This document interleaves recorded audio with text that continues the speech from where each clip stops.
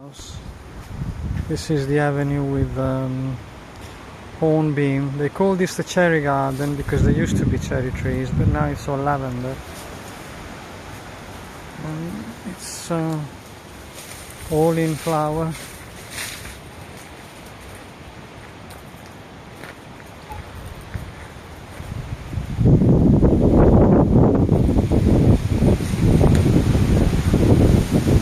Very gusty.